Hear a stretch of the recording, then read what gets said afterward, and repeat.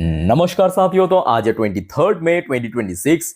दोस्तों last day बाजार की सेंटिमेंट हो सकता है कि काफी बढ़िया था, पॉजिटिव में था। निफ्टी 50 के साथ मोस्टली सेक्टर हो, मोस्टली इंडेक्स हो, पॉजिटिव में क्लोजिंग दिया। बट कल मिडनाइट से लेके अभी तक बहुत सारे जियोपॉलिटिकल इंसिडेंट हुआ है, जिस वजह से अभी भी मैं काफी डाउटफुल हूं कि अगले हफ्ते क्या होगा। Let me explain first. देखिए, सबसे पहली बात, कल रात की 10:30 की वीडियो या 12 बजे की वीडियो जब मैं रिकॉर्ड करा था, तब हमने देखा था कि डॉ जोन्स की पोजीशन कैसे लाइफ टाइम हाई पे पहुंच गया था। लाइफ टाइम हाई पे, ठीक है, लगभग 50,700 क्रॉस करके ऊपर की तरफ। बट सेकेंड हाफ में अगर आप देखेंगे गौर से कि डॉ जोन्स की पोजीशन ऑलमोस्ट 0.5%, आधा परसेंट यहाँ पे नीचे की तरफ मूव किया है, ऑलमोस्ट 200 पॉइंट के आसपास, ठीक है। अच्छा, उसके बाद आप नैस्डैक की पोजीशन के ऊपर आप थोड़ा नजर डालेंगे। नैस्डैक की पोजीशन हो सकता है कि कल लाइफ टाइम हाई को हिट नहीं किया, but almost life time high के नजदीक पहुंच चुका था। बट सेकंड हाफ पे आप देखेंगे नैस्डैक कंपोजिट की पोजीशन भी लगभग 150 पॉइंट के ऊपर, ऑलमोस्ट 0.5% से ज्यादा डाउन साइड मूवमेंट दिया, ठीक है। तो ये यूएस मार्केट की कल रात में हालचाल था। बाकी बात करें हमारे गिफ्ट निफ्टी की फ्यूचर, कल रात में एक डिसेंट पोजीशन पे क्लोजिंग दिया है। मतलब निफ्टी 50 जिस लेवल पे क्लोजिंग दिया था उससे तकरीबन तकरीबन 90 पॉइंट के आसपास ऊपर कल रात में क्लोजिंग हुआ था गिफ्ट निफ्टी की, मतलब 23,806 पॉइंट पे। और निफ्टी 50 क्लोजिंग दिया था कल कहाँ पे, 23,719 पॉइंट पे, वही तकरीबन 90 पॉइंट के आसपास ऊपर। अच्छा, मेन जो आज की डेट में सबसे इंपॉर्टेंट इंडेक्स यानी ब्रेन क्रूड की प्राइस, ब्रेन क्रूड की प्राइस में भी कल रात में कोई बहुत बड़ा चेंजेस हमें देखने को नहीं मिला।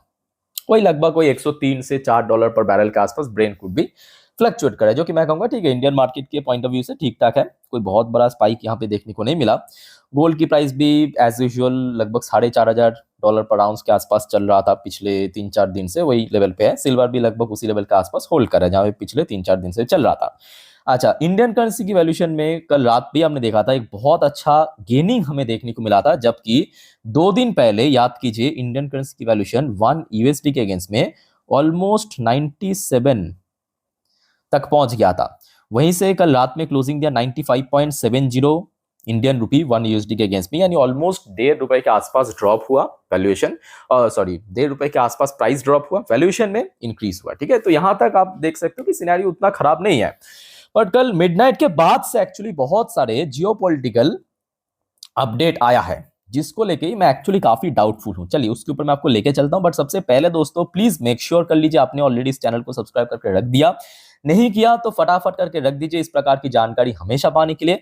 और दोस्तों क्योंकि देखिए परसों यानी मंडे फिर से मार्केट ओपन होगा, तो कल रविवार के दिन मैं आपको अगले हफ्ते के लिए सारे जानकारी दे दूंगा, पाई टू पाई, मार्केट से रिलेटेड हो या जियोपॉलिटिकल अपडेट हो, सब जानकारी दे दूंगा। बस कल मिस मत करना एक भी वीडियो, और अभी चैनल को सब्सक्राइब कर लीजिए, अदरवाइज बाद में क्या है कि वैसे ही लोग वीडियो खत्म होने के बाद भूल जाते हैं। ओके, अच्छा दोस्तों, हम लोग थोड़ा सा पीछे से शुरुआत करेंगे। पीछे से मतलब आई होप कि कल रात की ये जो 12 बजे की वीडियो, मतलब आखिरी वीडियो, ये आप लोगों ने देखा होगा।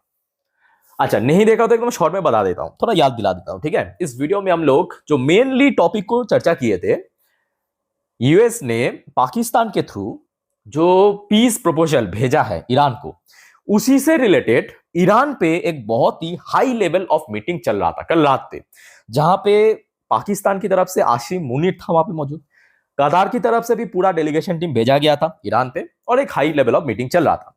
तो उस मीटिंग की आउटकम कभी भी आ सकता था। मैं आपको यह भी बताया था कि अगले 24-48 घंटों में तो आ जाना चाहिए। तो 24-48 घंटा दोस्तों बहुत दूर बात, लगभग 2 घंटे बाद ही उस मीटिंग का आउटकम आ गया था। मीटिंग का आउटकम जो 80% चांस था कि इस बार भी फेल हो जाएगा, वैसा ही हुआ। ये ईरान की तरफ से कंफर्म किया, we will not reach a conclusion, Iran draws line on enriched uranium talk with US. अच्छा, एग्जैक्टली क्या कहा मैं आपको थोड़ा पढ़ के सुनाता हूं। देखिए क्या है कि आर्टिकल थोड़ा बोर्डिंग टाइप का है, बट ये आप समझ जाएंगे ना, तो यहां से आपको एक्चुअल इंफॉर्मेशन मिलेगा पॉइंट बाय पॉइंट, ठीक है। तो मेरे साथ बने रहिए, मेरे बात को ध्यान से सुनिए, समझिए। आर्टिकल में क्या लिखा है देखिए, Iran has said it will not agree to any deal that requires Tehran to hand over its highly enriched uranium to the United States।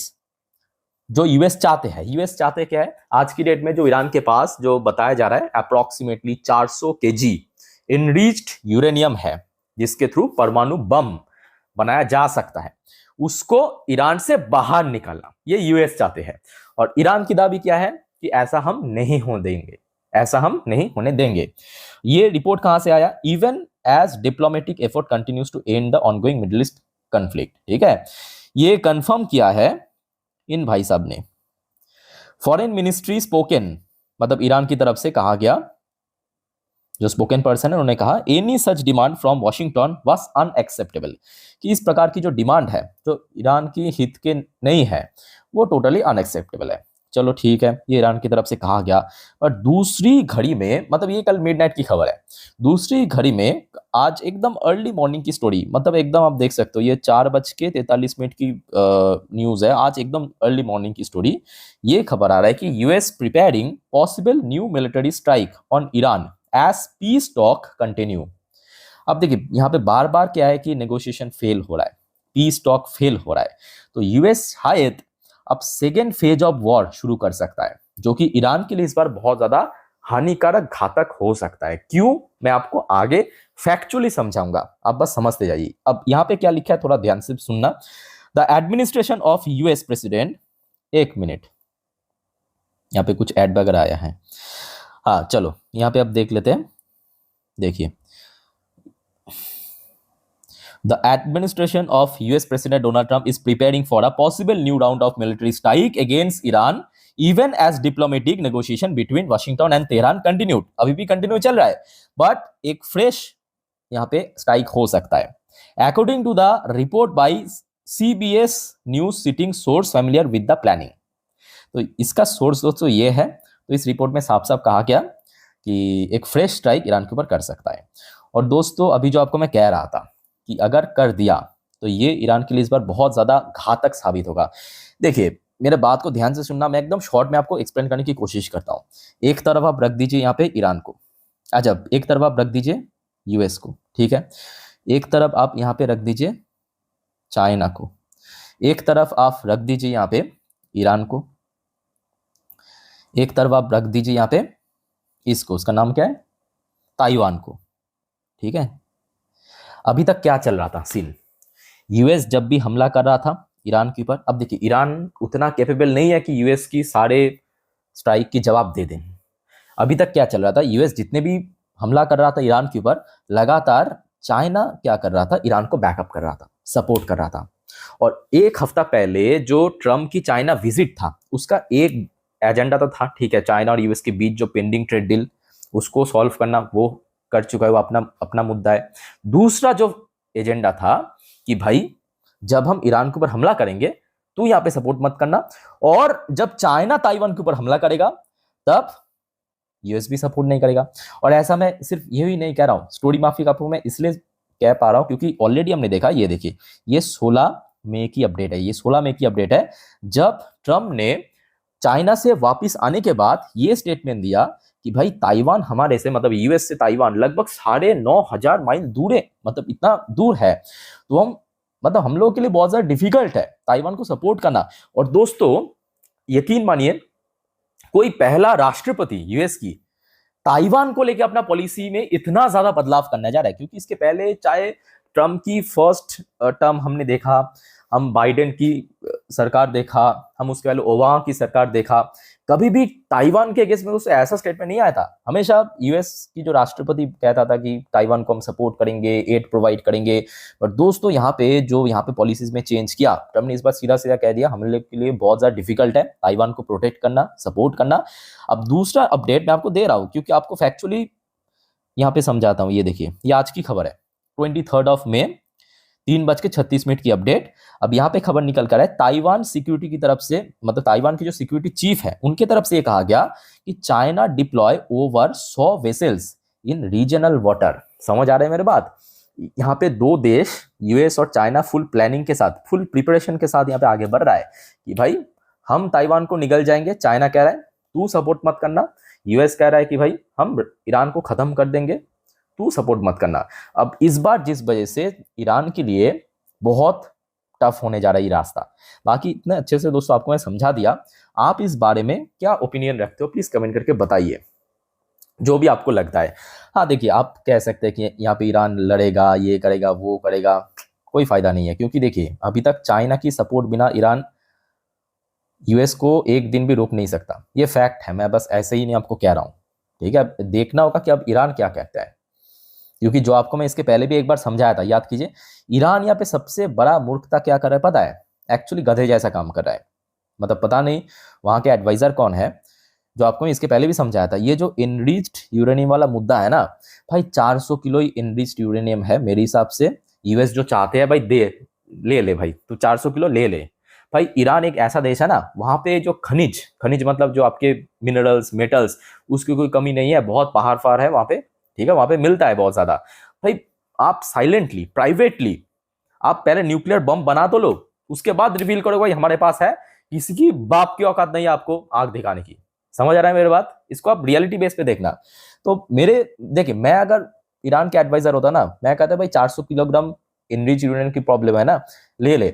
उसके बाद साइलेंटली एकदम प्राइवेटली मतलब न्यूक्लियर वेपन बनाओ, अगले 10 साल 20 साल जितने भी लगे। ठीक है, उसके बाद किसी के बाप की औकात नहीं है कि हमारे ऊपर आग दिखा दे। ये मैं ईरान की पॉइंट ऑफ व्यू से कह रहा हूँ।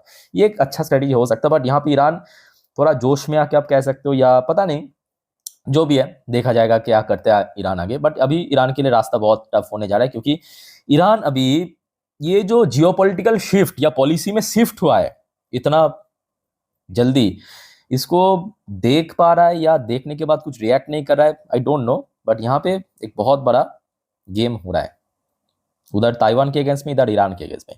अच्छा, यहाँ पे एक और यहाँ पे रिपोर्ट आ रहा है, ये भी आज की रिपोर्ट है, आज दोपहर की रिपोर्ट है, 1:30 की। ट्रम्प तो देखिए, ट्रम्प कहेगा कि भाई हम वॉर एंडिंग। अब देखिए कोई अगर हमला करना चाहते हैं, मतलब वो थोड़ी रिवील करेगा कि कह के रिवील कर, मतलब रिवील करके कहेगा कि हम स्ट्राइक करेंगे। अब ट्रम्प कह रहे हैं कि Iran war is ending, the market and fighting tell a different story. Obviously बात है, मार्केट को पहले से पता है, तो मार्केट उस हिसाब से अभी रिएक्ट कर रहा है। ठीक है, तो कुल मिला के देखिए, मैं कहूँगा अभी माहौल पहले जैसा फिर से अनसर्टेन बन चुका है।